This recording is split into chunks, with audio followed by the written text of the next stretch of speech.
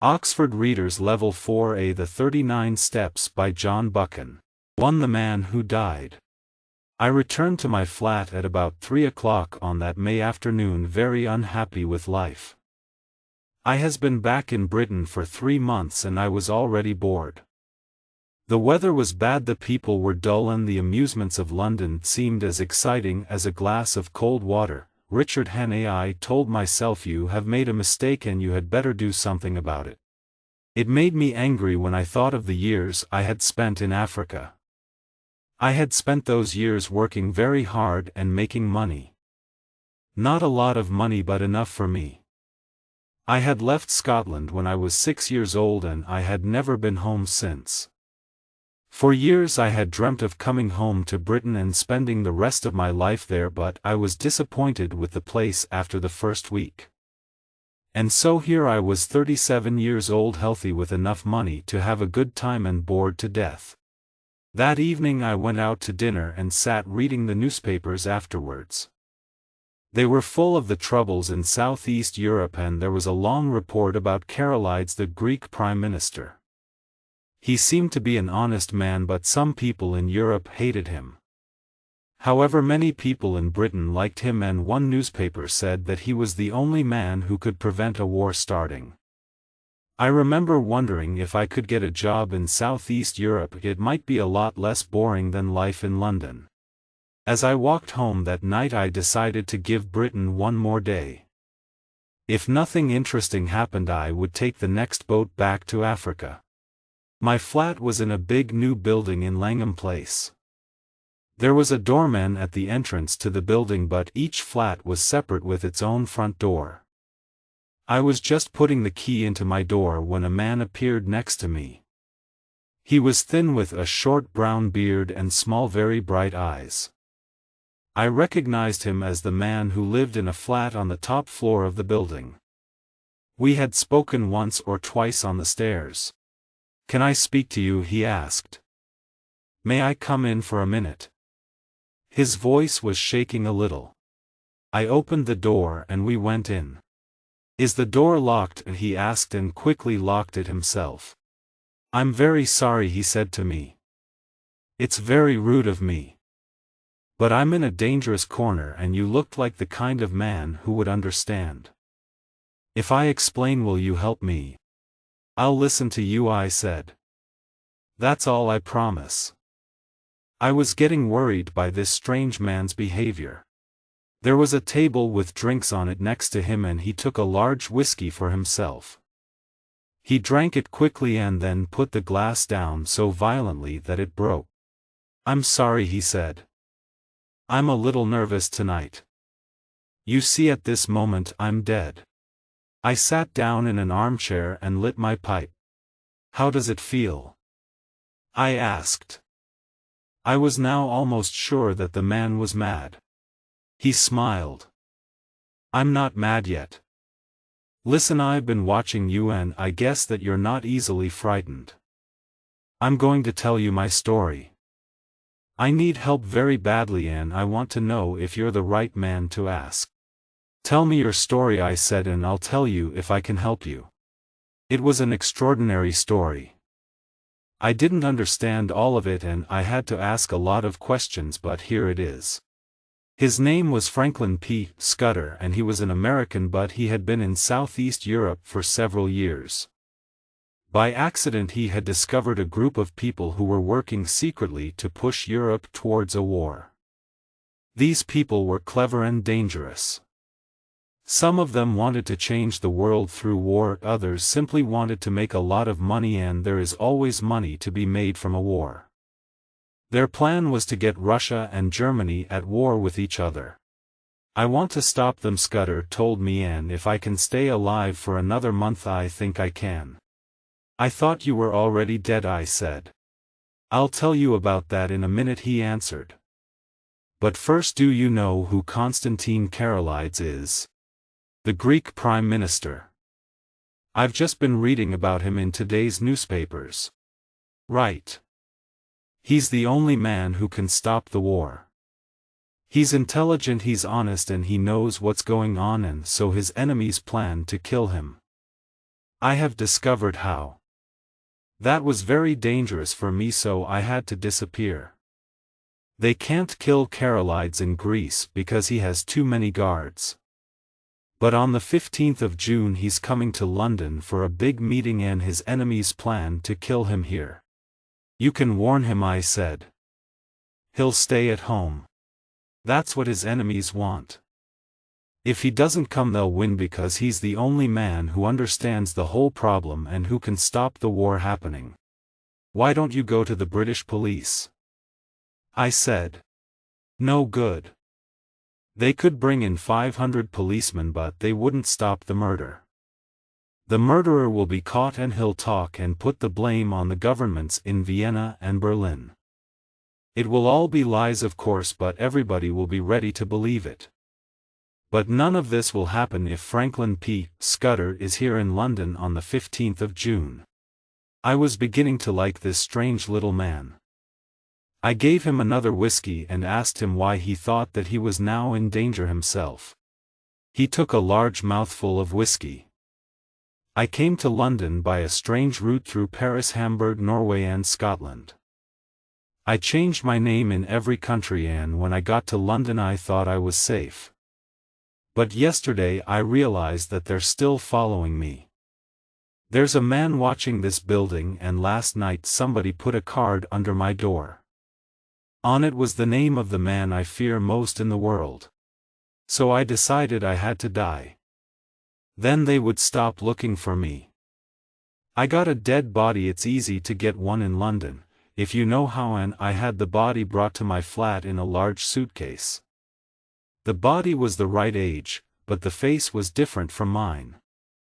I dressed it in my clothes and shot it in the face with my own gun. My servant will find me when he arrives in the morning and he'll call the police.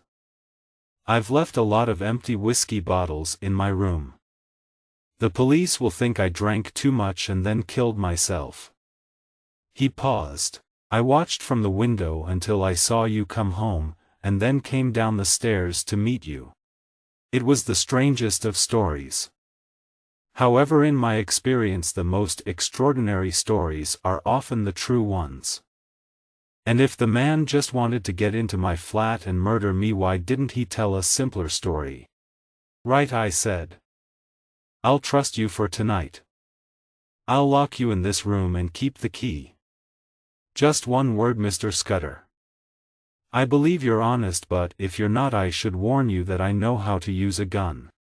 Certainly, he answered, jumping up. I'm afraid I don't know your name, sir, but I would like to thank you. And could I use your bathroom? When I next saw him half an hour later, I didn't recognize him at first. Only the bright eyes were the same. His beard was gone and his hair was completely different. He walked like a soldier and he was wearing glasses. And he no longer spoke like an American. Mr. Scudder, I cried. Not Mr. Scudder, he answered. Captain Theophilus Digby of the British Army. Please remember that. I made him a bed in my study and then went to bed myself, happier than I had been for the past month.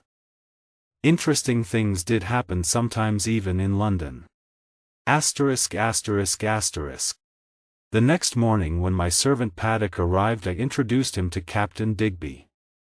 I explained that the captain was an important man in the army, but he had been working too hard and needed rest and quiet. Then I went out, leaving them both in the flat. When I returned at about lunchtime, the doorman told me that the gentleman in flat 15 had killed himself. I went up to the top floor, had a few words with the police, and was able to report to Scudder that his plan had been successful. The police believed that the dead man was Scudder and that he had killed himself. Scudder was very pleased. For the first 2 days in my flat he was very calm and spent all his time reading and smoking and writing in a little black notebook.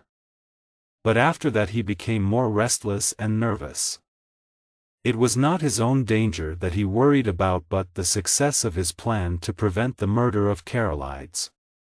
One night he was very serious. Listen, Hannah, he said. I think I must tell you some more about this business.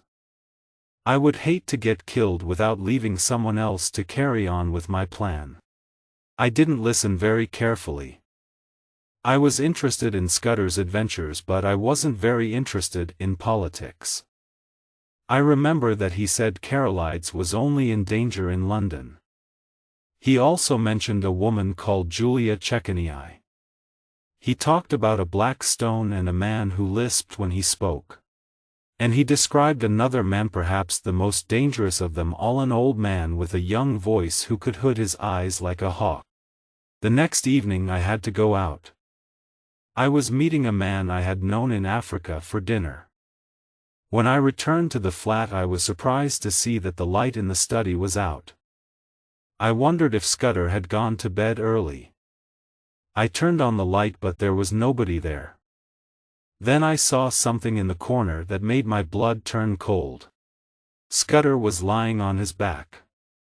There was a long knife through his heart, pinning him to the floor. The milkman starts his travels.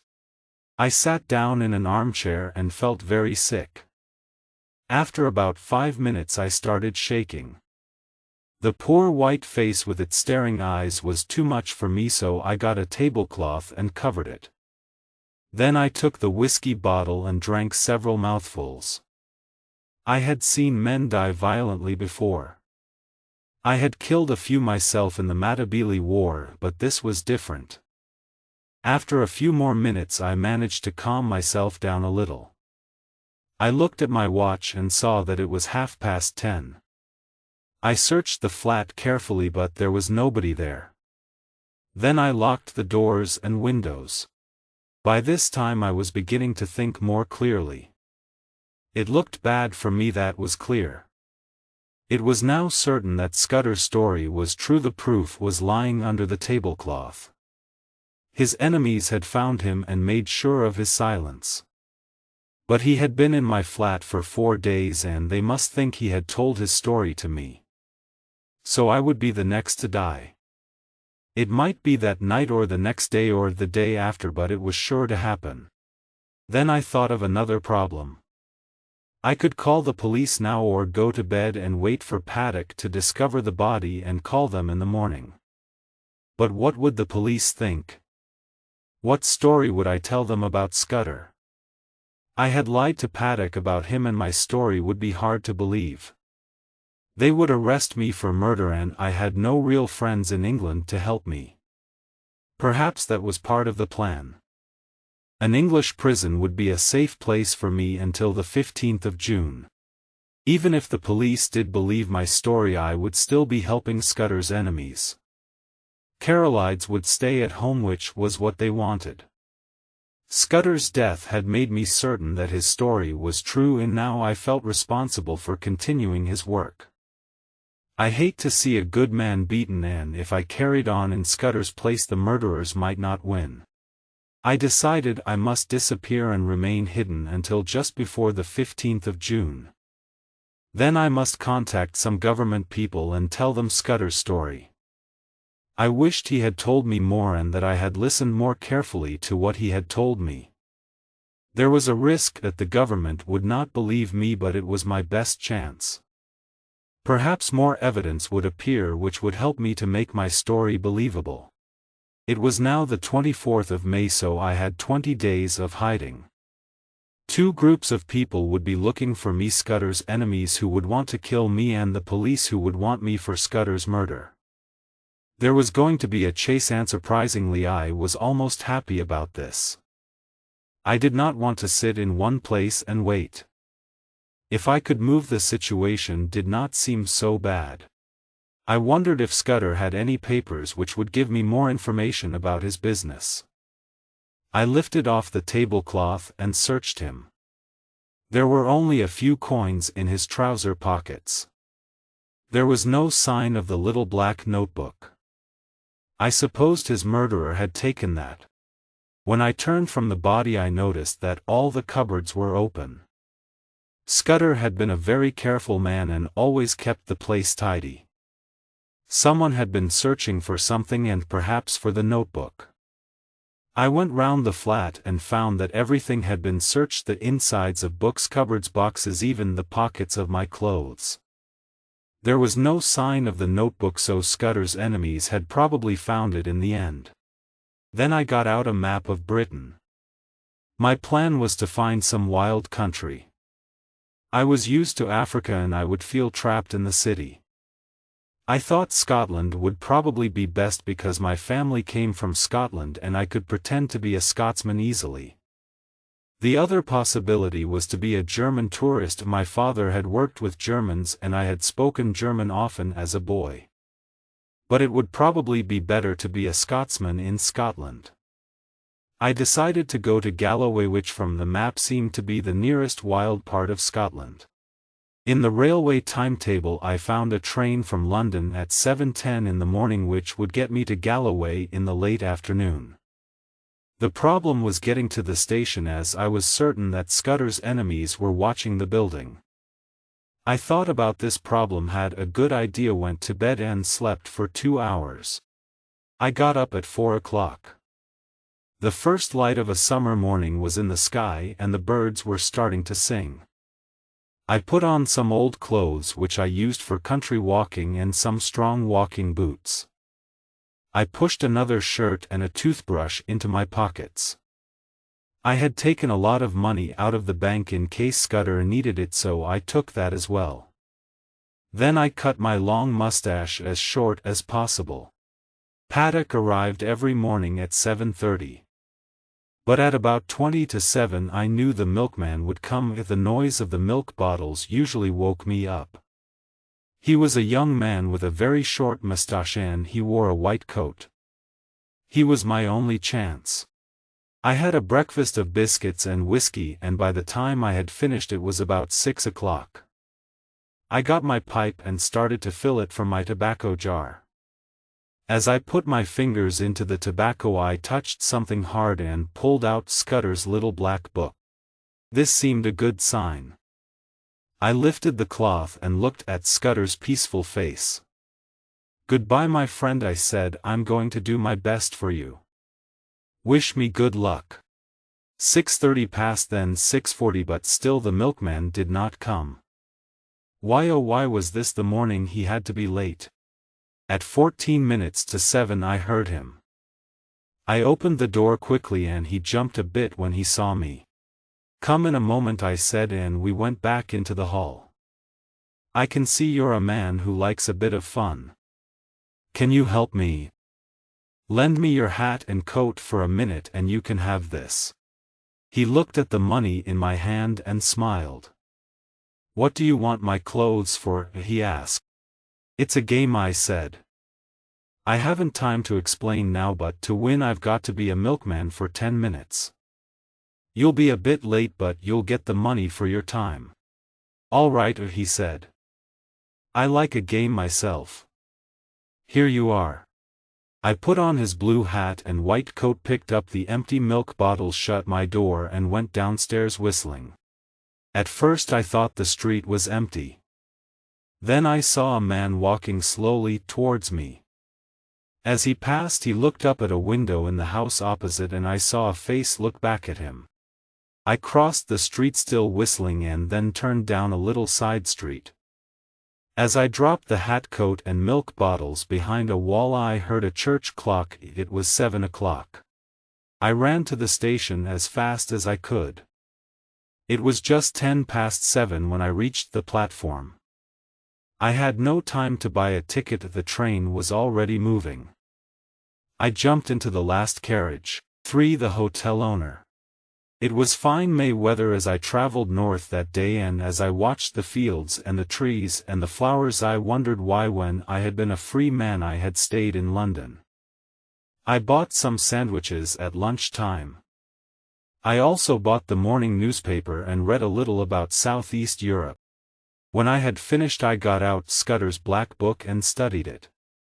It was almost full of writing, mostly numbers, although sometimes there was a name. For example, I found the words Hofgaard, Luneville and avocado quite often. The word I saw the most was Pavia. I was certain that Scudder was using a code. I have always been interested in codes. I enjoy games and numbers and things like that. It seemed to be a number code where groups of numbers replace letters. I worked on the words because you can use a word as a key in a number code. I tried for hours but none of the words helped. Then I fell asleep and woke up at Dumfries just in time to take the local train into Galloway. There was a man on the platform who worried me a little. He was watching the crowd more closely than I liked. But he didn't look at me, and when I saw myself in a mirror I understood why. With my brown face and my old clothes I looked just like all the other hill farmers who were getting into the local train. I traveled with a group of these farmers. The train traveled slowly through narrow valleys and then up onto an open moor. There were lakes and in the distance I could see high mountains. At 5 o'clock the carriage was empty and I was alone. I got out at the next station, a tiny place in the middle of the moor. An old man was digging in the station garden. He stopped, walked to the train, collected a packet and went back to his potatoes. A 10-year-old child took my ticket and I came out of the station onto a white road across the moor. It was a beautiful clear spring evening. I felt like a boy on a walking holiday instead of a man of 37 very much wanted by the police. I walked along the road whistling, feeling happier every minute. After some time I left the road and followed a path along a little stream. I was getting tired when I came to a small house. The woman who lived there was friendly and said I could sleep there. She also gave me an excellent meal. Her husband came home from the hills later in the evening. We talked about cows and sheep and markets, and I tried to remember some of the information I heard because it might be useful. By 10 o'clock I was asleep and I slept until 5 o'clock in the morning. The couple refused any money and by 6 o'clock I had eaten breakfast and was moving again. I wanted to get back to the railway at a different station. Then I would go back to the east towards Dumfries. I hoped that if the police were following me they would think that I had gone on to the coast in the west where I could escape by ship. I walked in the same beautiful spring weather as before and still couldn't make myself feel nervous or worried. After a time I came to the railway line and soon a little station which was perfect for my plan. There was just a single line and moors all around. I waited until I saw a train in the distance and then bought a ticket to Dumfries. The only person in the carriage was an old farmer with his sheepdog. He was asleep and next to him was a newspaper. I picked it up to see if there was any news about me. There was only a short piece about the Langham Place murder. My servant Paddock had called the police and the milkman had been arrested. The poor man had spent most of the day with the police but they had let him go in the evening.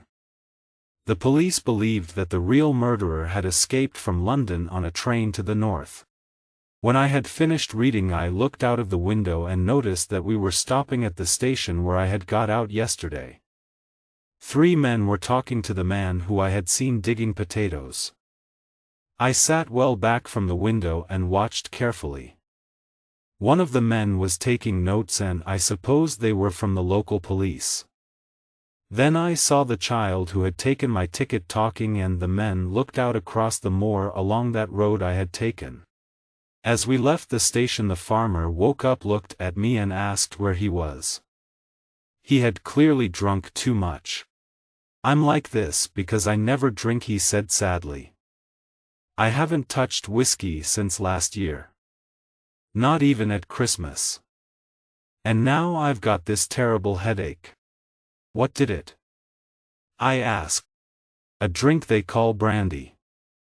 I didn't touch the whiskey because I don't drink, but I kept drinking this brandy. I'll be ill for a fortnight." His voice got slower and slower and soon he fell asleep again. I had planned to leave the train at a station but it now stopped by a river and I decided this would be better. I looked out of the carriage window and saw nobody, so I opened the door and dropped quickly down into the long grass. My plan was going perfectly until the dog decided that I was stealing something and began to bark loudly. This woke up the farmer, who started to shout. He thought I was trying to kill myself. I crawled through the long grass for about 100 meters and then looked back. The train driver and several passengers were all staring in my direction. Luckily, the dog was now so excited that he pulled the farmer out of the carriage. The farmer began to slide down towards the river. The Otner passengers ran to help him. The dog bit somebody and there was a lot of excited shouting. Soon they had forgotten me, and the next time I looked back the train was moving again. I was now in the middle of the empty moor, and for the first time I felt really frightened, not of the police but of the people who knew that I knew Scudder's secret. If they caught me I would be a dead man. I reached the top of a low hill and looked around. To the south, a long way away, I saw something which made me tremble. Low in the sky a small plane was flying slowly across the moor. I was certain that it was looking for me, and I was also certain that it was not the police. I hid low in the heather and watched it for an hour or two as it flew in circles. Finally it disappeared to the south. I did not like this spying from the air, and I began to think that an open moor was perhaps not the best place to hide. I could see distant forests in the east and decided that would be better country. It was about 6 o'clock in the evening when I left the moor and entered the trees. I came to a bridge by a house, and there on the bridge was a young man. He was sitting smoking a pipe dreamily, watching the water and holding a book. He jumped up as he heard my feet on the road, and I saw a friendly young face. "Good evening to you," he said in a serious voice. "It's a fine night to be on the road." The smell of cooking came from the house. "Is that house a hotel?" I asked. "It certainly is. I'm the owner, and I hope you'll stay the night because I've been alone for a week." I sat down next to him and got out my pipe. I began to think this young man might help me. "You're young to own a hotel," I said. "My father died a year ago and now it's mine. It's not an exciting job for a young man like me. I didn't choose to do it. I want to write books." "You've got the right job," I said. "With all the travelers you meet you could be the best storyteller in the world." "Not today," he said. 200 years ago there were exciting people on the road, but today there are only cars full of fat old women and fishermen. You can't make stories out of them. I want to sail up an African river or live in an Indian village and write about things like that." The hotel looked peaceful in the evening sun. "I've traveled a bit," I said, "and I'd be happy to live in a peaceful place like this. And perhaps you're sitting next to adventure now. I'll tell you a true story and you can make a book of it if you like." I told him I was in the gold business in Africa and I had discovered a group of international thieves. They had chased me to England and had killed my best friend. I described a chase across the desert and an attack on the ship from Africa. And I described the Langham Place murder in detail. "You want adventure," I said. "Well, here it is. The thieves are chasing me now and the police are chasing them." "It's wonderful," he whispered. "You believe me?" I said gratefully. "Of course I do," he said. "I can believe anything strange. It's things that happen every day that are difficult to believe." He was very young, but he was the man I needed. "I think my enemies have lost me for the moment. But I must hide and rest for a day or two. Will you help me?" He jumped up and led me to the house. "You'll be safe here. I can keep a secret. And you'll tell me some more about your adventures, won't you?" As I entered the hotel I heard the sound of an engine. In the sky to the west was my enemy, the plane. He gave me a room at the back of the house. I asked him to watch out for cars and planes and sat down to work on Scudder's little book. As I have said, it was a number code. I had to find the word that was the key to it, and when I thought of the million words it might be, I felt hopeless. But the next afternoon I remembered that Scudder had said a woman called Julia Chekeney was the key to the Carolides business, so I tried her name as the code key. It was the answer. In half an hour I was reading with a white face. Suddenly I heard the sound of a car stopping outside the hotel. 10 minutes later my young friend came up to my room, his eyes bright with excitement. "There are 2 men looking for you," he whispered. "They're downstairs now having a drink. They described you very well. I told them you had stayed here last night and had left this morning." I asked him to describe them. One was a thin man with dark eyes, the other was always smiling and lisped. They were both English, my young friend was certain of this. I took a piece of paper and wrote these words in German. I made it look like one page of a private letter. Black Stone. Scudder had discovered this, but he could do nothing for a fortnight. I don't think it's any good now because Carolides is uncertain about his plans. But if Mr. T advises, I will do the best. I give this to them and say you found it in my bedroom. Ask them to return it to me if they find me. 3 minutes later the car began to move. From behind the curtain I saw 2 men in it, one thin, one fatter. The young man came back. He was very excited. "That paper woke them up," he said happily.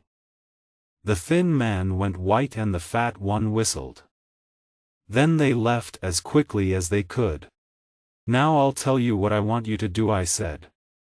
"Go to the police station and describe the 2 men to them. Say you think they may have something to do with the London murder. I'm sure those 2 men will be back here tomorrow morning for more information about me. Tell the police to be here early." At about 8 o'clock the next morning I watched 3 policemen arrive. They hid their car and came into the hotel. 20 minutes later another car came towards the hotel but stopped in some trees about 200 meters away. The 2 men inside walked up to the hotel. I had planned to hide in my bedroom and see what happened. But now I had a better idea. I wrote a note to thank the young man for his help, opened my window and dropped out. Watching the hotel carefully, I walked back towards the car in the trees, jumped in and drove away. For the political candidate. I drove that car across the moor as fast as I could, looking nervously over my shoulder. I was also thinking desperately about Scudder's notes. Scudder had told me nothing but lies. All his stories about Southeast Europe and people wanting to start wars were rubbish. But although he had told me lies, there was truth underneath. The 15th of June was going to be an important day, but because of something more important than the murder of a prime minister. The story in his book was not complete and there were some things I didn't understand, for example the words 39 steps, which appeared 5 or 6 times. The last time the words were used Scudder had written 39 steps. I counted them high tide at 10:17 p.m. The first thing I learned was that war was certain. Everything was planned. Carolides was going to be murdered and nothing could prevent it. The second thing I learned was that Britain was not prepared for war. Carolides would be murdered and war would seem certain. Germany would pretend to be against war, but while we and they discussed peace, their submarines would silently fill the seas around us. There was something else. Although the newspapers didn't know it, the British and French governments were close allies and had agreed to prepare for war together. The most important officers in the armies and navies met regularly, and in June one of the top people was coming from Paris for a meeting. He would be told the exact details of the British Navy's preparations for war. But on the 15th of June other people were going to be in London. Scudder didn't give names but called them just the Black Stone. They had a plan to get hold of this information which was meant only for the French government. And the information would be used by our enemies just a week or two later with a most terrible effect. My first idea was to write a letter to the British Prime Minister. But nobody would believe my story. I had to find proof that Scudder's story was true, and this would not be easy with the police and the Black Stone following me. I drove to the east through a country at peace, but I knew that in a month's time, unless I was very lucky, men would be lying dead in this quiet countryside. I came into a village and I saw a policeman standing outside the post office and reading something carefully. He looked up at the car, stepped into the road and held up a hand to stop me. I almost did stop. But then I realized that the policeman had been reading about me. I suppose the police at the hotel had worked quickly and contacted all the local villages. I drove faster. The policeman jumped out of my way and I was soon out of the village. I left the main road as soon as possible and tried a smaller one. It was not easy without a map, and I realized that I had been stupid to steal the car. It would help the police and the Black Stone to find me in any corner of Scotland. If I left it and went off on foot, they would find me in an hour or two. I took a road that went along a narrow valley and then up onto the moor again. I was very hungry. I had eaten nothing since morning. And now as I drove I heard a noise in the sky, and there was the plane. On the moor it would see me in a minute. I drove as fast as I could down into another valley and towards a wood. Suddenly a car appeared in front of me from a side road. There was no time to stop. I did the only thing possible and drove off the road into a hedge, hoping to hit something soft beyond. But I was out of luck. The car went through the hedge like a knife through butter and immediately began to fall. I jumped out and was caught by the branch of a tree while the car disappeared into a river 15 meters below. Asterisk asterisk asterisk. A hand helped me out of the tree and a frightened voice asked me if I was badly hurt. The speaker was a young man who was very alarmed and very sorry. I was more pleased than angry. It was a good way for the car to disappear. "It's my fault," I told him. "That's the end of my holiday, but that's better than the end of my life." He looked at his watch. "I'm in a hurry, but my house is very near. Let me give you some food and a bed." "But what about your luggage? Is it in the river?" "It's in my pocket," I said. "I'm from Australia, so I never carry much luggage." "From Australia?" he cried. "You're just the man I need." We got into his car and in 3 minutes we were at his very comfortable house. He found some food for me. "You've only got 5 minutes, I'm afraid, but you can eat properly afterwards. We've got to be at the meeting at 8 o'clock. You see, I'm a candidate for the election and I've got a problem tonight. I had arranged for Crumpleton, who was the Australian Prime Minister, to speak at the meeting tonight, but he's ill. I've got to speak for 40 minutes, and I don't know what to say." "Listen, you haven't told me your name. Twisden, you say? Well, Mr. Twisden, can you talk about Australia for a few minutes?" It seemed strange to ask a man you had met in a car crash to speak at an election meeting, but I needed his help. "All right," I said. "I'm not a good speaker, but I'll speak for a bit." He was delighted. We got in his car, and on the way to the meeting he told me about his life. His name was Sir Harry Andrews and his uncle was in the government and had suggested politics as a job. He knew nothing about politics, but he was a friendly young man and I was glad to help him. When we arrived at the meeting, there were about 500 people waiting. I was introduced as a trusted Australian leader and then Sir Harry started to speak. It was mostly about preparing for war. He said the Germans didn't want a war and that if we stopped building new warships, the Germans would do the same. I thought about Scudder's black book in my pocket. But behind all the rubbish I could see that Sir Harry was a nice man. And he spoke very badly. I knew I wasn't a good speaker, but I would be better than him. I simply told them everything I knew about Australia. I said that Britain and Australia must work together and be friends. I think I was rather a success. When we were back in his car again, Sir Harry was delighted. "You spoke wonderfully, Twisden," he said. "Now you must stay for a few days. There's excellent fishing here." We had a good supper which I needed and sat in front of a fire in his sitting room. I thought the time had come for me to tell the truth and see if this man could help me. "Listen, Sir Harry, I've got something very important to say to you. You're an honest man and I'm going to be honest too. Everything you said tonight was dangerous rubbish." "Was it?" I wasn't sure myself. "Do you think Germany is going to start a war with us? In 6 weeks' time you won't need to ask me that. Listen and I'll tell you a story." I sat in front of the fire in that peaceful room and told him everything. He heard about Scudder, his notebook, the milkman, and my travels in Scotland. It was the first time I had told the truth, all of it, to anyone, and I felt better.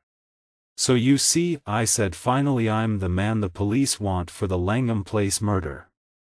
You should call them at once." He looked at me carefully. "I know you're not a murderer, Hannay, and I believe you're speaking the truth. I'll help you. What do you want me to do?" "First, write to your uncle. I must contact the government before the 15th of June. He pulled his mustache. "That won't help you.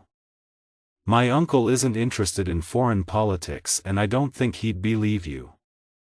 "No. I'll write to a friend of his, Sir Walter Bullivant, who works in the Foreign Office. He's an intelligent man and I think he'd help." "What shall I say?"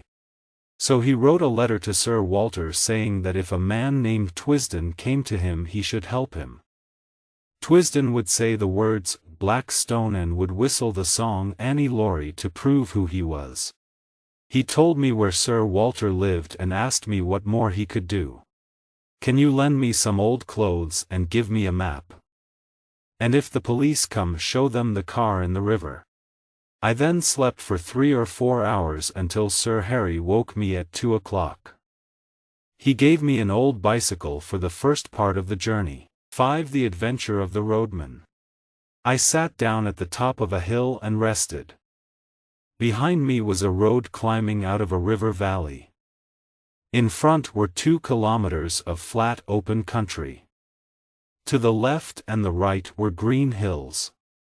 A kilometer down the road behind me I could see the smoke from a small house, but otherwise there was no sign of human life.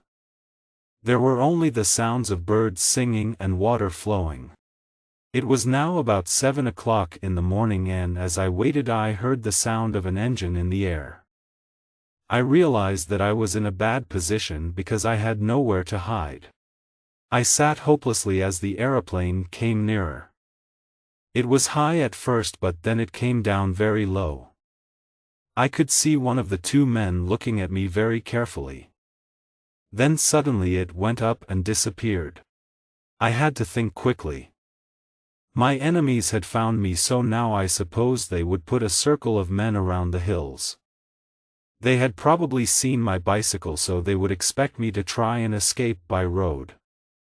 I found a small lake about 100 meters from the road and threw the bicycle in. Then I climbed to a higher bit of ground and looked around. There was nowhere to hide. The moor was open, but to me it was like a prison. I started to walk to the north, and as I walked I saw a car about 15 kilometers away on the road. And in the valley below me I could see a line of men walking slowly upwards. The north was no good. I turned and began to run southwards. I ran hard, watching the skyline in front of me, and soon I thought I could see distant figures on the hill. I turned again and ran down to the road. If you have enemies all around you, the best plan is to hide while they search and do not find you. But there was nothing to hide in, nothing but the moor, the heather and the white road. Asterisk asterisk asterisk. Then in a bend in the road I found the roadman. He had just started work mending the road when he saw me. "I'm sorry I ever stopped farming," he said. "I was my own boss then. Now I have to do what the government orders and I'm a prisoner here with aching eyes and a bad back. And my head's going to explode." He was about the same age as me and wore big black glasses. He started to work again and then stopped. "I can't do it," he cried. "I'm going back to bed." I asked him what the problem was, although I could guess. It was my daughter's wedding last night, so we were dancing and drinking until 4 o'clock in the morning. And the new road inspector is coming to visit today. He'll come and not find me, or he'll come and find me like this. Whatever happens, I'm finished. Then I had an idea. "Does this new inspector know you?" "No. He started last week." "Where's your house?" He pointed to the small house I had seen before. "Well, go back to bed," I said, "and sleep in peace. I'll do your job for the day and see the inspector." He stared at me for a minute, then smiled. "You're the man for me. It's an easy job." He pointed to several big heaps of stones along the side of the road. "Just put the stones down all along the edges of the road. My name's Alexander Turnbull, but my friends call me Eki. If you speak to the inspector politely, he'll be happy. I'll come back at 5 o'clock. I borrowed his glass and a very dirty hat and gave him my good clothes. I also borrowed a very old pipe. My new friend walked off slowly to his bed. I hoped he would be inside his house when my enemies arrived. I put as much dirt as possible on my face, hands and clothes and rubbed some into my eyes to make them red. My boots did not look like a workman's boots, so I kicked them against the rocks to make them look older. The roadman had left his sandwiches and I was happy to eat some of them. There was still nothing moving on the road when I started work. After some time I was getting hot and I was beginning to count the hours until evening when I heard a voice and saw a young man in a small car looking at me. "Are you Alexander Turnbull?" he said. "I'm the new road inspector. You're doing these edges well, but there's a soft place about a kilometer down the hill. Don't forget that, will you? Good day now." Clearly the inspector thought I was the roadman. As time passed, 1 or 2 other cars came along the road and I bought some biscuits from a traveling shop. Finally a big car stopped and 2 men got out and walked towards me. I had seen them before from the window of the hotel. The fatter of the 2 looked at me with sharp bright eyes. "Good morning," he said. "That's an easy job you've got there." "There are worse jobs and there are better jobs," I said. I spoke in Alexander Turnbull's strong Scottish accent. The other man was looking at my boots. "You've very fine boots. Were they made near here?" "Oh no, they were made in London. I was given them by a man who was here on holiday last year." The fatter man spoke to the other in German. "Let's move on. This man can't help us." They did ask one more question. "Did you see anyone pass early this morning? Either on a bicycle or on foot?" I pretended to think carefully. "I wasn't up very early. You see, my daughter got married yesterday and I went to bed late. I looked out of the house at 7 and there was nobody on the road. And I've seen no bicycles this morning." The thin man gave me a cigar which I smelt and then put in my pocket. Then they got into the car and were soon out of sight. I continued to work on the road and I was right to do so. 10 minutes later they passed again, watching me carefully. I hoped Mr. Turnbull would stay in bed and I began to wonder what to do next. I couldn't mend roads forever. Just before 5 o'clock an open touring car came up the road and stopped a few meters from me.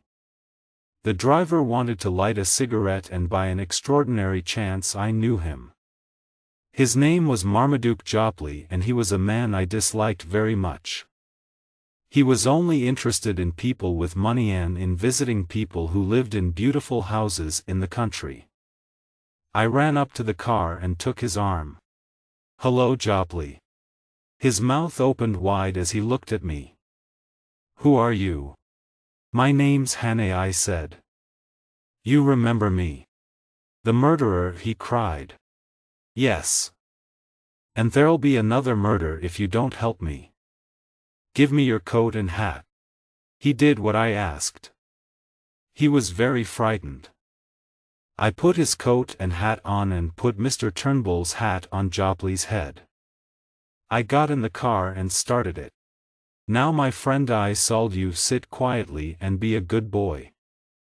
I'm going to borrow your car for an hour or two." I enjoyed the drive we had that evening. As we drove through the valley, I noticed some men beside the road, but they didn't look at us. I drove on into the hills, and as it started to get dark, I turned up a small road and stopped in the middle of a lonely moor. I returned the hat and coat to Jopley. "Thank you very much," I said. "You can be quite useful. Now you'd better go and find the police." As I sat on the moor and watched the car's lights disappear, I thought about my new life as a criminal. I was not a murderer, but I had developed a habit of stealing expensive cars. 6. The Bald Rider. One spent the night in the hills in some thick heather behind a rock. I had no coat and I was very cold. My coat, Scudder's notebook, my watch, and even my pipe and tobacco were with Mr. Turnbull. All I had was some biscuits. I had half the biscuits for supper, and tried to keep warm in the heather. I was feeling quite pleased. So far I had been very lucky. The milkman, the man at the hotel, Sir Harry the roadman, and even Marmaduke had all helped me, and I felt that with help like this I might win. My main problem now was that I was very hungry. I fell asleep imagining the most beautiful meals. I woke up very cold in the early morning. I looked down the hill, and in a second I was putting my boots on as fast as I could. There were men only a few hundred meters below me, walking up and searching the heather step by step. Keeping low in the heather, I moved up the hill. At the top I stood up and showed myself. I heard men shouting, and then I pretended to disappear over the top of the hill, but in fact I got down in the heather and crawled back down into the valley. After 20 minutes I looked back and saw the men disappearing over the top of the hill. I didn't know where I was, but I knew I must keep moving. I was 20 minutes in front of them, but they were local men and they knew these hills better than I did. Soon they were close behind me and I was running as fast as I could. After a time I saw to my left some trees and the chimneys of a farmhouse. I ran down towards them and found myself in a garden. As I came nearer the house I saw an old man looking at me through an open door. I crossed the garden and went in. I was in a pleasant room with books everywhere. At a desk in the middle sat an old man with a kind face. He had glasses on the end of his nose and the top of his bald head shone like glass. He didn't move but looked up and waited for me to speak. I was so surprised by his calmness that for a minute I just stared at him. "You're in a hurry, my friend," he said slowly. I looked out of the window at the moor. We could both see the line of men walking through the heather. "Ah, I see," he said. "The police are after you, are they? Well, we'll talk about it later. I don't like the police in my house when I'm working. Go through that door on the left and close it behind you. You will be safe in there." And this extraordinary man picked up his pen and started to write. I did what he said and found myself in a small room with only a very small window high up in one wall. The door closed behind me. Once again I had found somewhere to hide. But I didn't feel comfortable. There was something strange about the old man. I had suddenly appeared in his house, but he didn't seem surprised. And his eyes were frighteningly intelligent. I waited and tried to forget that I was very hungry. I thought about breakfast and suddenly the door opened and there was the old man again. I told the police you had gone over the hill. This is a lucky morning for you, Mr. Richard Hannay, he said, smiling. As he spoke his eyes half closed, and immediately I remembered Scudder's description of a man who could hood his eyes like a hawk. I saw that I had walked into the hands of my enemies. My first thought was to knock him down and run, but two men came through the door. They were carrying guns.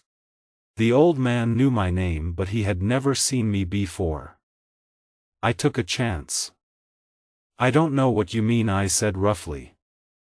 "And who are you calling Hannay?" "My name's Ainsley." "Of course you have many names," he said, still smiling. "We won't argue about a name."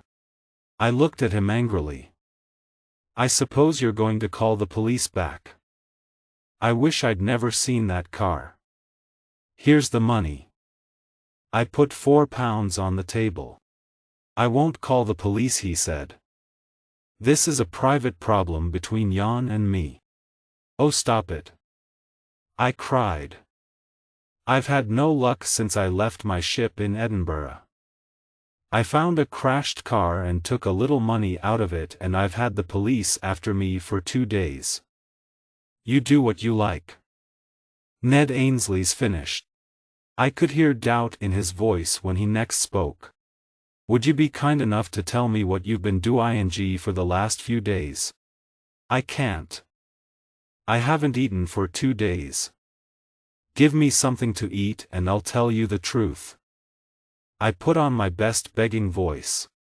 Some food was brought to me, and while I was eating he said something to me in German. I stared at him stupidly. Then I told him my story.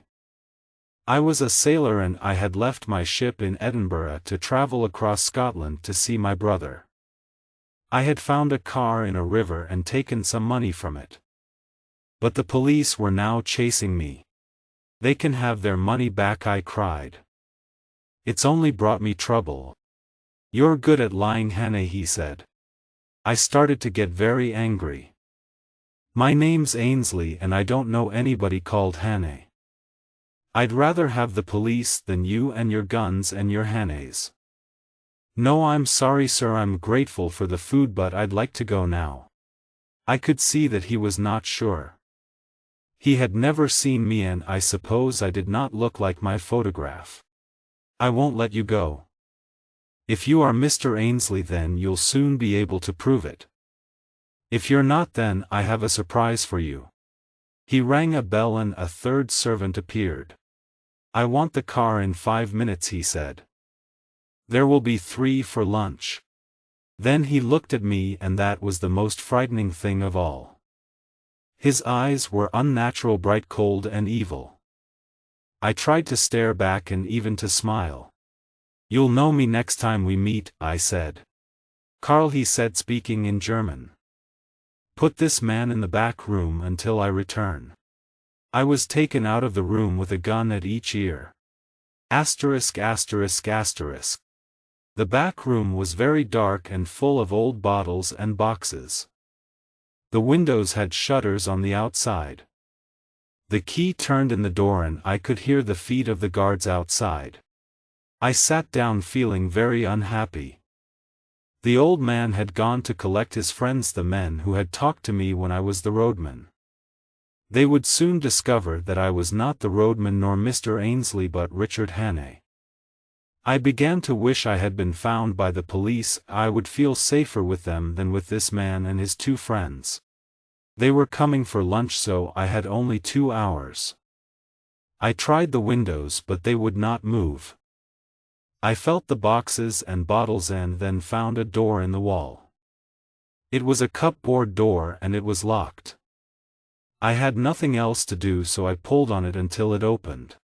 There were a lot of things inside. On one shelf there were some matches and I used them to look more closely. At the back of one shelf was a strong wooden box.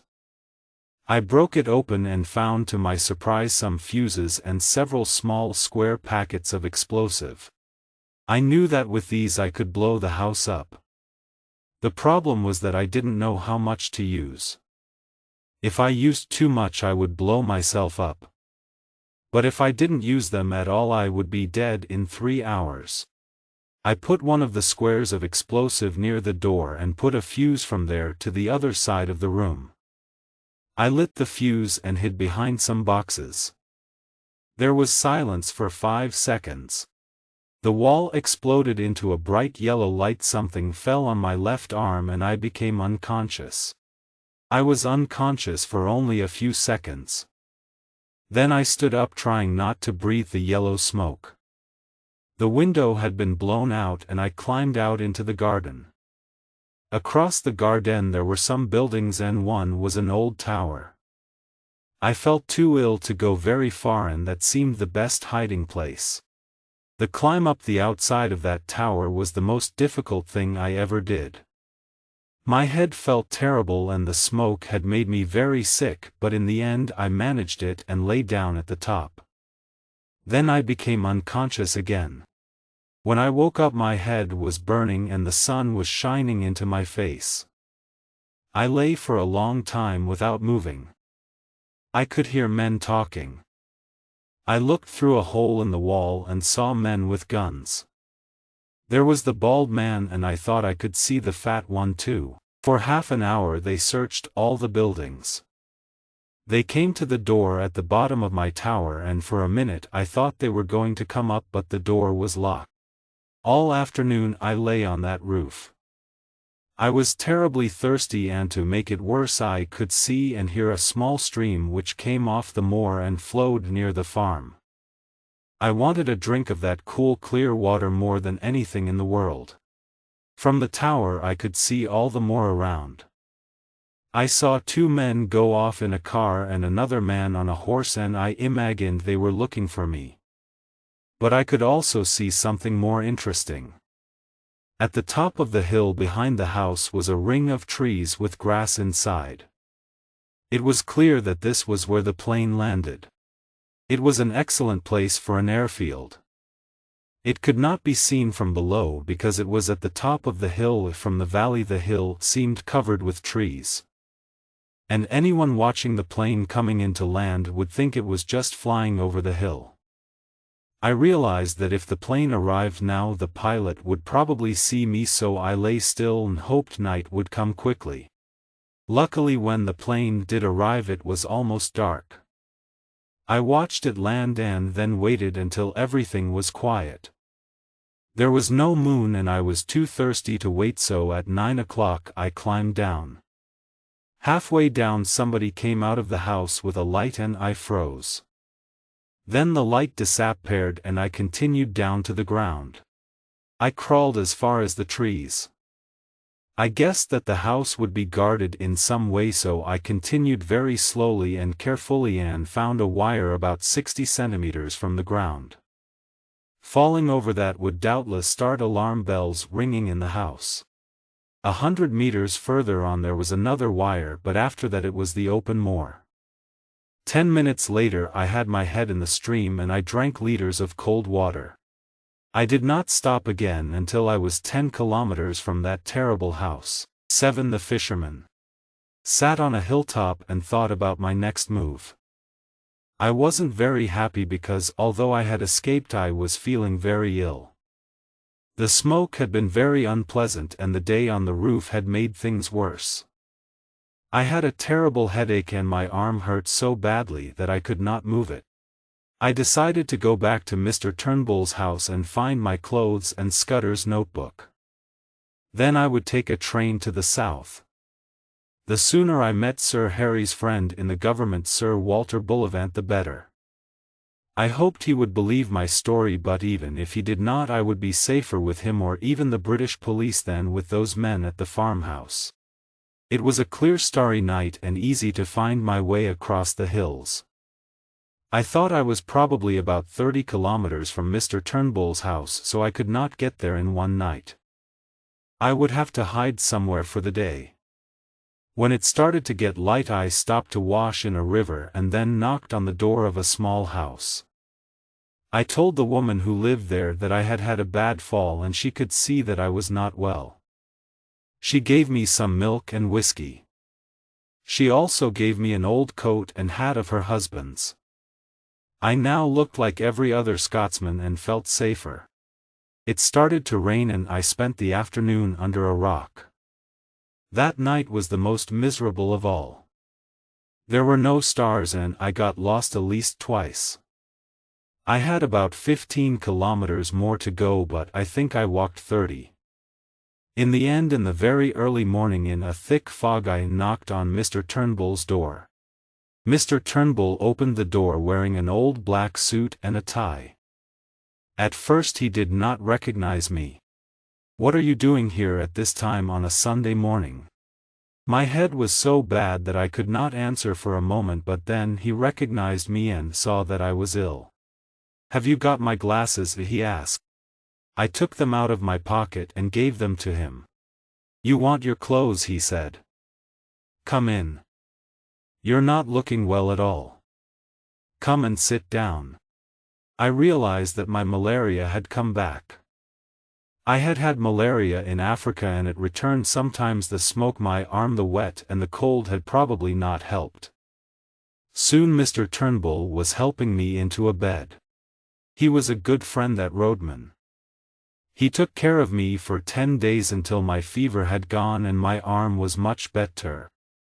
He went out to work every day locking the door, and in the evening he sat by the fire. He asked no questions, but on some days he brought me a newspaper and I saw that the excitement over the Langham Place murder was over. One day he gave me my money back. "There's a lot of money there. You'd better count it and see if it's all there." I wanted to move as soon as possible, but it was not until the 12th of June that I felt well enough to go. I made Turnbull accept some money for my food, but it was difficult. I walked the 20 kilometers to the station in a day. The train to London did not leave until night, so I rested in the heather until it arrived. I was very happy to be in the train and on the way south. I slept on the train until early morning. Then I changed trains 2 or 3 times. At about 8 o'clock in the evening I arrived at the small station at Artenswell to the west of London. The road led through a wood into a green valley. Soon I came to a bridge and looked down into the river, whistling the song Annie Laurie. A fisherman walked up from the river and as he got near to me he started to whistle the same song. He was a big man in old clothes and a wide hat. He smiled at me and I looked at his kind, intelligent face. "The water's clear," I assented, he said. "Look at that big fish lying on the bottom. I've been trying to catch him all evening." "I can't see him," I said. "Look over there near those plants." "Oh yes, I can see him now. He looks like a black stone." He whistled again, then paused. "Your name's Twiston," I assented. "No," I said. "I mean yes."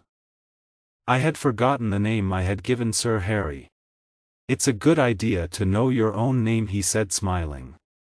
I looked at him again and began to think that this kind, intelligent man would be a real ally at last.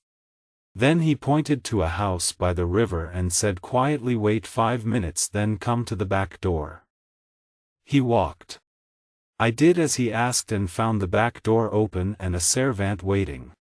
"Come this way, sir," he said, and took me to a bedroom. There were clothes waiting for me and shaving things. "There's a bathroom next door. Dinner is in half an hour." The servant left and I sat down. I was very surprised but also delighted. Sir Walter clearly believed that I was not a murderer, although when I looked at myself in the mirror I thought I looked very much like one. I had a bath and shaved and put on the clothes. When I had finished I looked in the mirror again. This time I saw a completely different young man. Sir Walter was waiting for me in the dining room. I decided I must tell him the truth about myself immediately. "I must thank you very much, but I must make something clear," I said. "I'm not a murderer, but the police want me. If you'd like me to leave, I'll leave now." He smiled. "That's all right. We won't let it stop us eating. Let's talk after dinner." The food and wine were excellent. After dinner we went to the sitting room for coffee and he looked at me. "I've done what Harry asked me to do," he said. "He told me you'd tell me a story to wake me up, and I did." "So what is your story, Mr. Hannay?" Noto said that he was using my real name. I told him the whole story from the night I came home and found Scudder at my door. I told him what Scudder had told me about Carolides and saw him smile once or twice. Then I told him about the murder and the milkman and Scotland and Scudder's notebook. "You've got it here?" he asked and looked pleased when I took it from my pocket. I said nothing about what I had read in Scudder's notes. Then I told him about my meeting with Sir Harry and he laughed. My day as a roadman interested him. He made me describe the two men in the car and seemed to be thinking hard. Then he laughed again at my adventure with Marmaduke Jopley. When I described the old man in the farmhouse, he stopped smiling. "Old Baldan hoods his eyes like a hawk. I don't like the sound of him. And you blew up his house. You're a brave man." I reached the end of my story. He stood up by the fire and looked down at me. "You don't need to worry about the police," he said. "They don't want you anymore." "Have they arrested the murderer?" "No. But they know it's not you." "How?" "Because I heard from Scudder. I knew him a bit. He was a strange man, but he was honest. I had a letter from him on the 31st of May. But he'd been dead for a week by then. The letter was written and posted on the 23rd. His letters usually went to Spain and then Newcastle, so they took a week to arrive. What did he say? That he was in danger. He said he was living in Langham Place and that he was with a good friend. I think he wanted to help you in case he was murdered. When I got the letter, I went to Scotland Yard and talked to the police. You can imagine that I felt 10 times better. I was a free man and my only enemies were my country's enemies. "Now let's see this notebook," said Sir Walter. It took us an hour to work through it. I explained the code and he understood very quickly. When we had finished, he sat silent for a while. "I don't understand all of this," he said at last. "He's right about one thing, and that is the meeting on the 15th. How can anyone have discovered about that? But all this about war and the Black Stone, it's very strange." Scudder did like to make things seem important and exciting. "The Black Stone," he repeated. "It's like a cheap detective story. And all this about Carolides can't be true. Carolides will be alive when we're both dead. No, Scudder's wrong there. There are some unpleasant things going on. Scudder found something out and got killed for it. But all this about stealing the Navy's war plans, I can't really believe it." Just then the servant came into the room. "There's a telephone call from London for you, sir." Sir Walter went out. He came back 5 minutes later with a white face. "I apologize to Scudder," he whispered, and then looked at me. "Carolides was shot dead at 7 o'clock this evening. 8 The coming of the Black Stone." One came down to breakfast the next morning and found Sir Walter reading a coded message. He seemed less relaxed than yesterday. "I was very busy for an hour after you went to bed," he said. "I've arranged for the Frenchman Royer to come a day early. He will be in London at 5 o'clock. I don't think the change of day will help very much. If our enemies already knew he was coming, they will probably find out that the plans have changed. I would love to know how the news of his visit escaped." While I ate he continued to talk. I was surprised that he was telling me all these important secrets. Can't the Navy's war plans be changed? I asked. They could, he said. But we want to avoid that. It would be very difficult and some changes would be impossible. But the big problem is that they're not going to steal the plans in the street. They'll try to get the details without anybody knowing, and Royer will return to Paris thinking that everything is still secret. Then we must stay at Royer's side until he is home again, I said. Royer will meet us after dinner at my house in London. There'll be Whittaker from the Navy, myself, Sir Arthur Drew, and General Winstanley. The First Sea Lord, the head of the Navy, has been ill and may not be able to come. Whittaker will give Royer the important papers, and then Royer will be driven to Portsmouth, where a Navy ship will take him to France. He will be watched until he is back there. Whittaker will be watched while he has the papers before he meets Royer. It's the best we can do, and I don't see what can go wrong. But I'm very nervous because of the murder of Carolides. After breakfast he asked me to be his driver for the day. You know what these people are like, and I don't want to take risks. In London we went first to Scotland Yard, where we met an important-looking policeman. I've brought you the Langham Place murderer, said Sir Walter. The policeman smiled. I wish you had. I imagine you are Mr. Hannay. We were very interested in you for a few days. Mr. Hannay will interest you again, MacGillivray, but his story must wait 24 hours. But I would like you to tell Mr. Hannay that you don't want to arrest him anymore. Of course we don't. The policeman turned to me. Your flat and your servant are waiting for you, although you may not want to return there. As Sir Walter and I left, he said I was free for the rest of the day. Come and see me tomorrow, Hannay. I don't need to tell you to keep everything secret. You had better stay out of sight. If your Blackstone friends see you, there might be trouble. Asterisk asterisk asterisk. I didn't know what to do. It was strange to be a free man. I went to a very good restaurant for lunch, but I was still feeling nervous.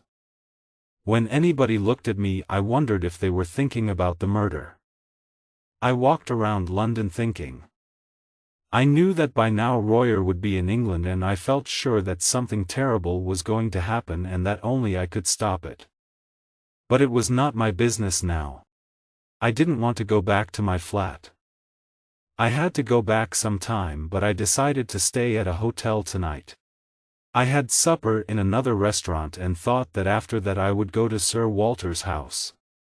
He might not want me there, but I would feel happier if I went. As I walked through London towards his house, I met a group of young men. One of them was Marmaduke Jopley. It's the murderer, he cried. Stop him. That's Hannay, the Langham Place murderer. He took hold of my arm and the others crowded round me. I didn't want trouble, but I was feeling angry. A policeman came up, and instead of explaining the mistake to him quietly and sensibly, I just hit out wildly at Marmaduke's stupid face. I felt much happier when he was lying on his back in the road. Then a general fight started until the policeman got hold of me. I heard him ask what the matter was, and Marmaduke, talking through his broken teeth, told him that I was Hannay the murderer. I was so angry that I pushed the policeman one way and one of Marmaduke's friends the other and ran as fast as I could. There was shouting behind me, but I had escaped. I ran all the way to Sir Walter's house, walked up to the door and rang. I hoped the door would open quickly. It did. I must see Sir Walter, I said to the servant. It's desperately important. The servant let me in and then shut the door behind me. Sir Walter is in a meeting, sir. Perhaps you will wait. There was a telephone and 1 or 2 chairs in the hall, and I sat down there. Listen, I whispered to the servant. I'm in a bit of trouble, but I'm working for Sir Walter. If anyone comes to the door and asks for me, tell them I'm not here." There was a sudden ringing at the door and he went to open it.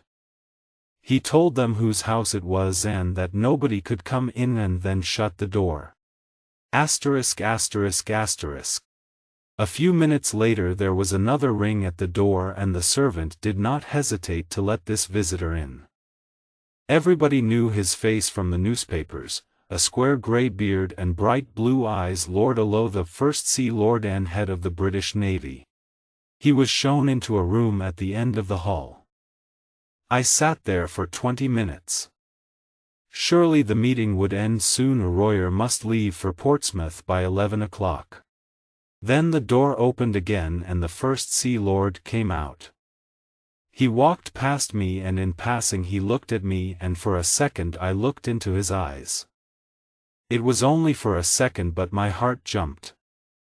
The First Sea Lord had never seen me before, but in his eyes I saw that he recognized me. Then he passed me and was out of the door into the street. I picked up the telephone book and looked up the number of Lord Allo's house. I spoke to one of his servants. "Is Lord Allo at home?" I asked. "Yes, but he's ill and has been in bed all day." "Do you want to leave a message, sir?" I put down the telephone and sat down shaking. My part in this business was not finished. I walked straight into the room where the others were meeting. Sir Walter looked surprised and annoyed. "I'm afraid that this is not a good time, Mr. Hannay." "I think it is," I answered. "Tell me please who left this room a minute ago." "Lord Allo," said Sir Walter, looking angrier. "It was not," I cried. "It looked like him, but it was not him. It was a man who recognized me, who has seen me in the last month. I've just telephoned Lord Allo's house and he's been ill in bed all day." "Who?" someone asked.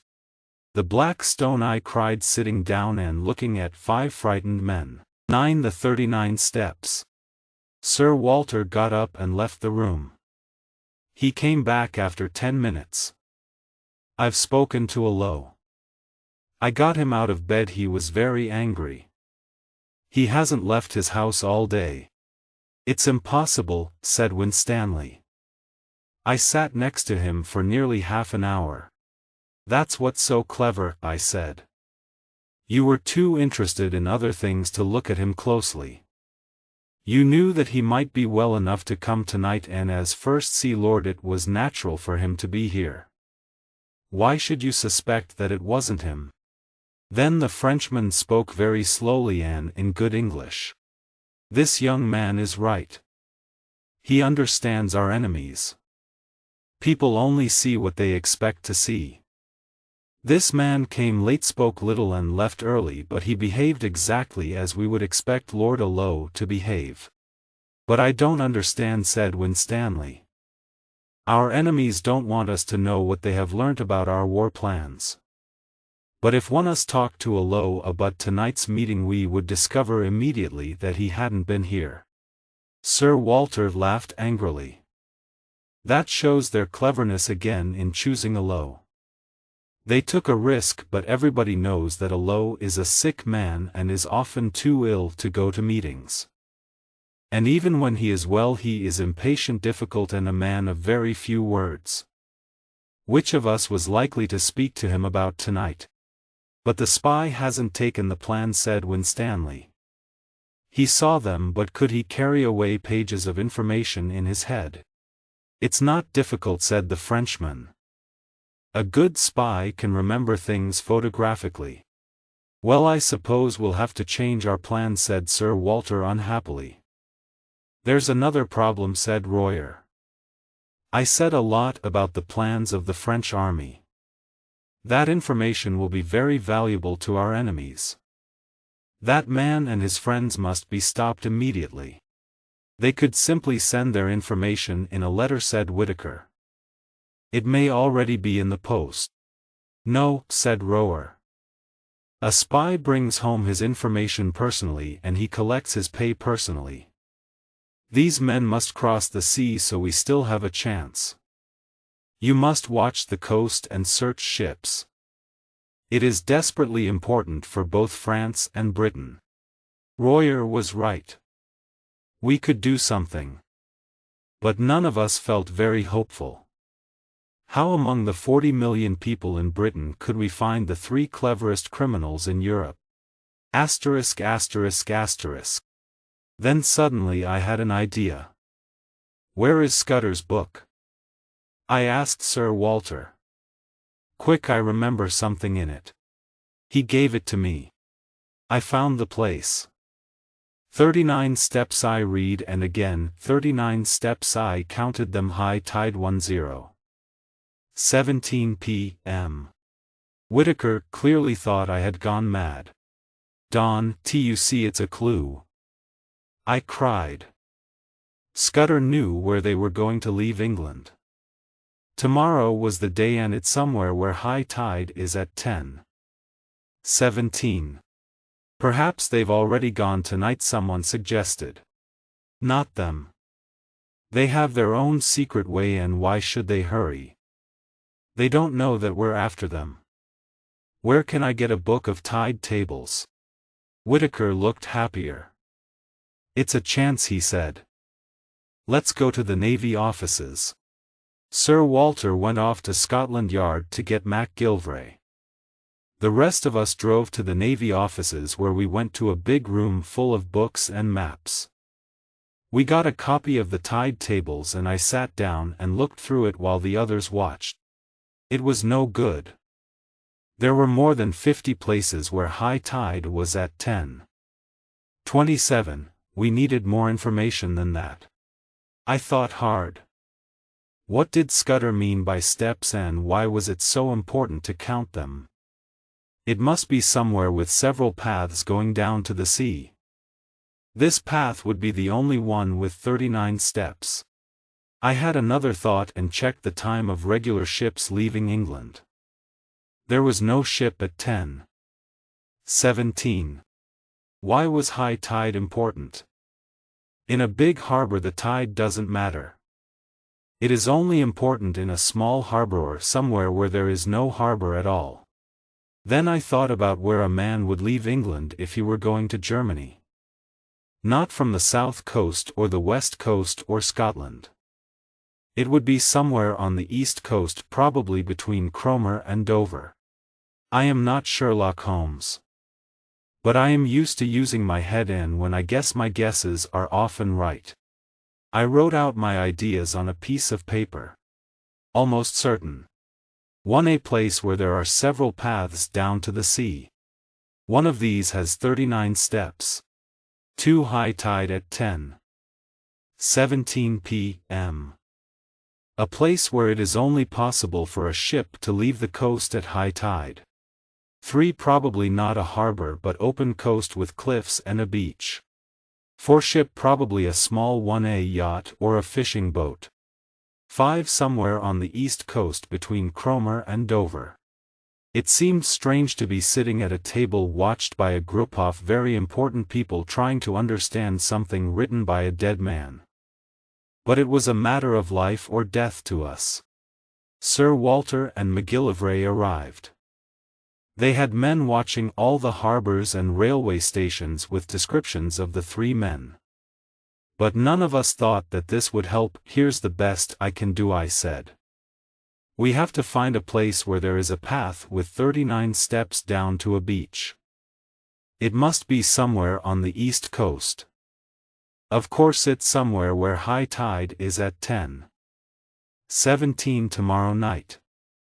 Who can we ask who knows the east coast really well? Whitaker said he knew a man who lived in South London. He went off in a car to get him and came back at about 1 o'clock in the morning with an old sailor who had worked all his life on the East Coast. We want you to tell us about places you know on the East Coast where there are cliffs and steps going down to the beach, said Winstanley. He thought for a minute or two. There are a lot of seaside towns, holiday places where there are steps from the town down to the beach. No, that's not private enough, I said. Well, I don't know. Of course, there's the Rough. What's that? It's in Kent near Bradgate. There are cliffs with houses along the top, big houses. Some of the houses have steps down to a beach. Mostly rich people live there, the sort of people who like to be private. I opened the tide tables at Bradgate. High tide was at 10:27 on the 15th of June. This looks hopeful, I cried. How can I find out when high tide is at the Rough? I can tell you that, sir, said the sailor. I used to go fishing there. High tide is 10 minutes before Bradgate. I closed the book and looked up at the others. If one of those paths has 39 steps, then I think we have a good chance, I said. Can I take a car, Sir Walter, and a map? If Mr. McGillivray can help me, perhaps we can prepare something for tomorrow. It seemed strange for me to take control like this. But I was used to action and they could see it. It was the Frenchman Royer who said what they were all thinking. I am quite happy, he said, to leave this business in Mr. Hannay's hands. At 3:30 in the morning I was driving through Kent in the moonlight with McGillivray next to me. 10 meetings by the sea. It was a fine blue June morning and I was outside a hotel in Bradgate looking out to sea. There was a ship out there and I could see that it was a warship of some kind. McGillivray had been in the Navy and knew the ship. I sent a message to Sir Walter to ask if it could help us if necessary. After breakfast we walked along the beach under the Rough. I kept hidden while McGillivray counted the 6 lots of steps in the cliff. I waited for an hour while he counted, and when I saw him coming towards me with a piece of paper I was very nervous. He read out the numbers. 34, 35, 39, 42, 47 and 21. I almost got up and shouted. We walked back to Bradgate quickly. McGillivray had 6 policemen sent down from London. He then went off to look at the house at the top of the 39 steps. The information he brought back was neither good nor bad. The house was called Trafalgar House and belonged to an old man called Appleton. He was there at the moment. The neighbors didn't know him well. McGillivray had then gone to the back door of the house pretending to be a man selling sewing machines. There were 3 servants and he spoke to the cook. He was sure she knew nothing. Next door a new house was being built which might be a good place to watch from, and on the other side the house was empty. Its garden was rather wild and would also be a good place to hide in. I took a telescope and found a good hiding place from which to watch the house. I watched for a time and saw an old man leave the house and walk into the back garden at the top of the cliff. He sat down to read a newspaper, but he looked out to sea several times. I thought he was probably looking at the warship. I watched him for half an hour until he went back into the house for lunch. Then I went back to the hotel for mine. I wasn't feeling very confident. That old man might be the old man I had met in the farmhouse on the moors. But there are hundreds of old men in houses by the sea and he was probably just a nice old man on his holidays. After lunch I sat in front of the hotel and looked out to sea, and then I felt happier because I saw something new. A yacht came up the coast and stopped a few hundred meters off the Rough. McGillivray and I went down to the harbor, got a boat and spent the afternoon fishing. We caught quite a lot of fish and then at about 4 o'clock went to look at the yacht. It looked like a fast boat and its name was the Ariadne. I spoke to a sailor who was cleaning the side of the boat and he was certainly English. So was the next sailor we spoke to and we had quite a long conversation about the weather. Then suddenly the men stopped talking and started work again and a man in uniform walked up. He was a pleasant, friendly man and asked us about the fishing in very good English. But I was sure that he was not English himself. I felt a little more confident after seeing him, but as we went back to Bradgate I was still not sure. My enemies had killed Scudder because they thought he was a danger to them. They had tried to kill me for the same reason. So why hadn't they changed their escape plans? They didn't know about Scudder's black notebook, but why stay with the same plan when there was a chance that I knew about it? It seemed a stupid risk to take. I decided to spend an hour or two watching Trafalgar House and found a good place where I could look down on the garden. I could see two men playing tennis. One was the old man I had already seen, the other was a younger, fatter man. They played well and were clearly enjoying themselves like two businessmen on holiday. I have never seen anything more harmless. They stopped for a drink and I asked myself if I wasn't the most stupid man alive.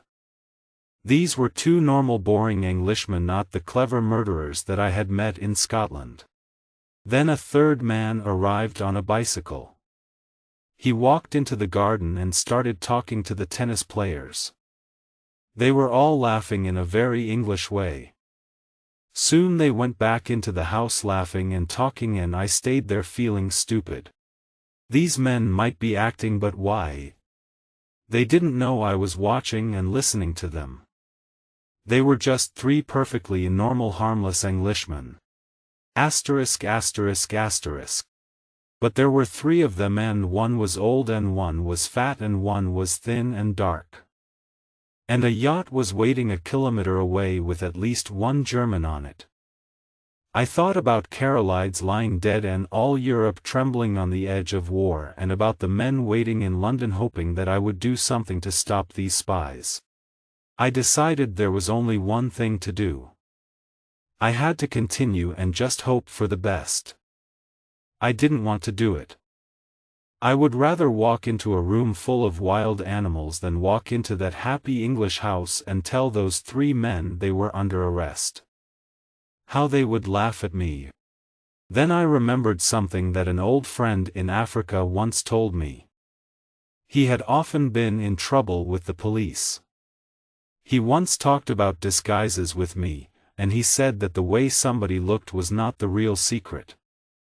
He said that what mattered was the feel of somebody. If you moved to completely different surroundings, and if you looked comfortable and at home there, you would be very difficult to recognize.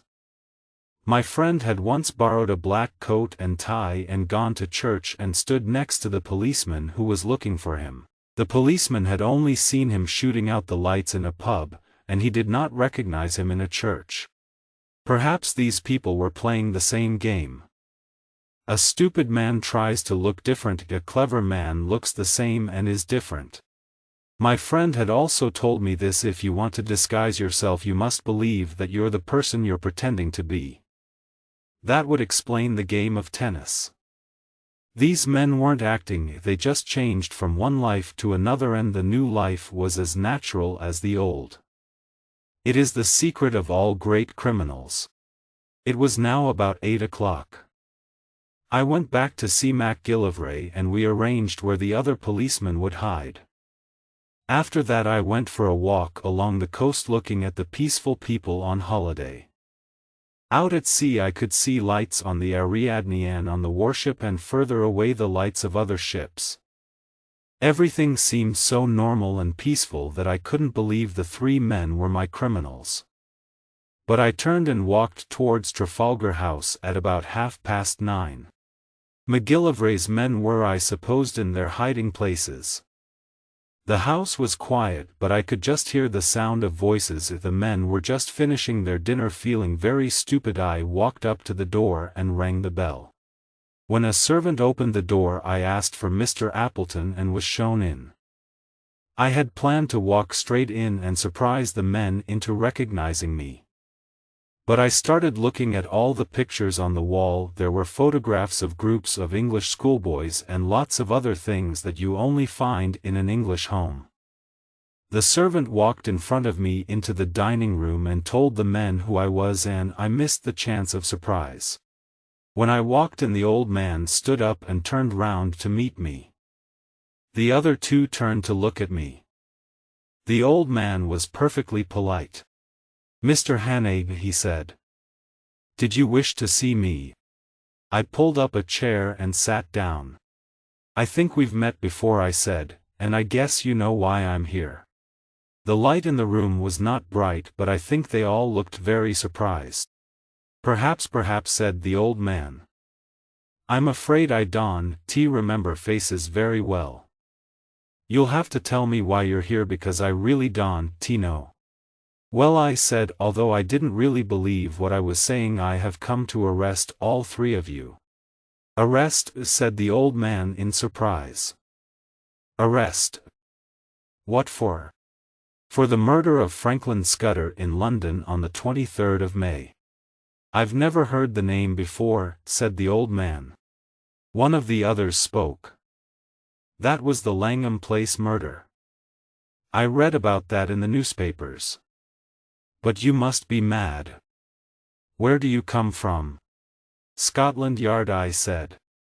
Then there was silence for a moment until the fat one started to talk, hesitating a lot between words. "Don't worry, uncle. It's all a stupid mistake. Even the police make mistakes. I wasn't even in England on the 23rd and Bob was in hospital. You were in London, but you can explain what you were doing." "You're right, Percy, it's easy. The 23rd. That was the day after Agatha's wedding. Yes, I had lunch with Charlie Simons and in the evening I went to the Cardwells. Why, they gave me that." He pointed to a cigar box on the table. "I think you will see that you have made a mistake," the thin dark man said to me politely.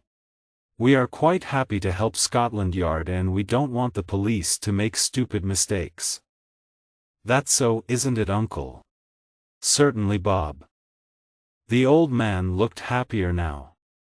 "Certainly we'll help if we can. But this is madness." "This will make our friends laugh," said the fat man. "They think we're boring and that nothing ever happens to us." He began to laugh very pleasantly. "Yes, it's a good story. Really, Mr. Hannay, I should be angry, but it's too funny. You really frightened me. You looked too serious. I thought I'd killed somebody in my sleep. They weren't acting. There was nothing false about them.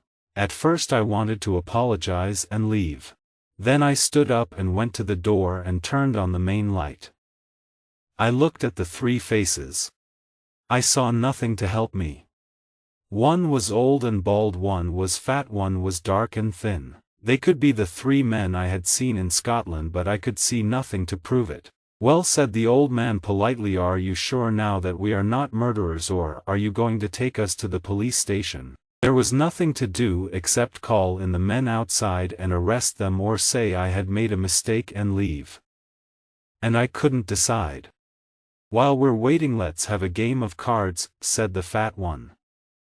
"It will give Mr. Hannay time to think and we need a fourth player. Will you play?" I agreed, but everything suddenly seemed unreal. We went into another room where there was a table and cards. The window was open and the moon was shining on the cliffs and the sea. We played and they talked. I'm usually quite good at cards, but that night I played extremely badly. Asterisk, asterisk, asterisk. Then something woke me up. The old man put his cards down for a moment and sat back in his chair with his hand on his knee. It was a movement I had seen before in that farm on the moors with two servants with guns behind me. Suddenly my head cleared and I looked at the three men differently. It was 10 o'clock. The three faces seemed to change in front of my eyes. The thin dark man was the murderer. His knife had killed Scudder. The fat man had been the first Sea Lord last night. But the old man was the worst. How had I ever thought he looked kind and friendly? His eyes were cold and evil and frightening. I went on playing, but I hated him more and more with every card. "Look at the time, Bob," said the old man. "Don't forget you've got a train to catch." "He must be in London tonight," he said, turning to me. His voice now sounded completely false. "I'm afraid he must wait," I said. "Oh no," said the thin man. I thought you'd finished with that. I must go. You can have my address. No, I said you must stay. I think then they realized they were in real trouble. I looked at the old man and I saw his eyes hood like a hawk. I blew my whistle. Immediately the lights went out. Someone held me to my chair. Quickly, Franz, somebody shouted in German, the boat, the boat. I saw 2 policemen on the grass behind the house. The thin dark man jumped through the window and was across the grass before anybody could stop him. I was fighting the old man and more police came into the room. I saw them holding the fat man. But the thin man was at the top of the steps. I waited holding the old man for the time it would take the thin man to get to the sea. Suddenly the old man escaped from me and ran to the wall of the room. From underneath the ground I heard an explosion. The cliff and the steps had been blown up. The old man looked at me with wild, crazy eyes. He is safe, he cried. You cannot follow him. The Black Stone has won. This old man was more than just a paid spy. Those hooded eyes shone with a deep burning love for his country. But as the police took him away, I had one more thing to say. Your friend has not won. We put our men on the Ariadne an hour ago. Asterisk asterisk asterisk. 7 weeks later, as all the world knows, we went to war. I joined the army in the first week. But I did my best work, I think, before I put on uniform.